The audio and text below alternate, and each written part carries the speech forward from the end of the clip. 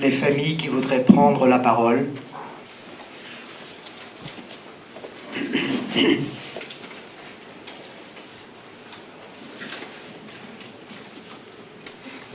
Juin 1940. La déroute bat son plein. Tout s'effondre. Paris se vide. Le président de la République, Albert Lebrun, et le gouvernement quittent la capitale pour Tours, puis Bordeaux. L'Italie déclare à son tour la guerre à la France. Le 14 juin, les Allemands entrent dans Paris où désormais ils défileront tous les jours sur les Champs-Élysées, musique en tête. Le 17 juin, le maréchal Pétain s'adresse à la France. C'est le cœur serré que je vous dis aujourd'hui qu'il faut cesser le combat. En réponse, le 18 juin 1940, le général de Gaulle lance depuis l'Angleterre un message. Nous avons perdu une bataille, nous n'avons pas perdu la guerre. C'est pour continuer à lutter que le sous-marin Surcouf a repris la mer sous pavillon des forces navales françaises libres. À bord du Surcouf, l'un des matelots, membres de l'équipage, âgé de moins de 20 ans, écrit à ses oncles et tantes la lettre suivante. Chers tous, je suis en Angleterre depuis le 20 juin 1940, où je suis arrivé après la débâcle de l'armée française. Depuis, je vous ai écrit plusieurs lettres, mais aucune ne semble être arrivée à destination, car je suis sans nouvelles de vous.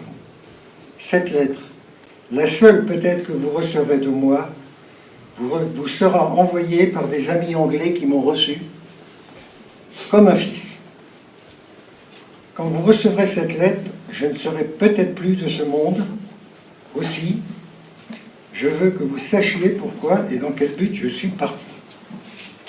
Parti, oui, c'est le mot à employer. Je me suis engagé dans l'armée des forces françaises libres afin de continuer la lutte et chasser l'Allemand de chez nous, la France. Pourquoi je suis parti? Je suis parti en faisant le sacrifice de ma vie, comme beaucoup d'autres l'ont fait avant moi. J'ai bien réfléchi avant de faire ce geste. J'ai tout quitté, tout, parce que je ne pouvais pas faire comme certains hommes, avoir il y a quelques mois maudit les Allemands, et maintenant, en arrêtant le combat, participer à la victoire finale de notre ennemi. Oui, j'ai désobéi au gouvernement de Pétain. Oui, en tant que militaire, je suis condamné à mort par ce gouvernement. Mais en tant qu'homme, ma conscience m'a ordonné de continuer la lutte. Je suis à bord de mon ancien bâtiment, le Surcouf. Moi et mes camarades avons repris le travail avec ce seul espoir, revoir la France libre. Bientôt, nous allons reprendre la mer. Pour où, je ne sais pas. En tout cas, vous pouvez être certain que je ferai mon devoir de Français jusqu'au sacrifice suprême si nécessaire. Vive la France! Et je voudrais ajouter un mot du général de Gaulle. La vague ne détruit pas le granit.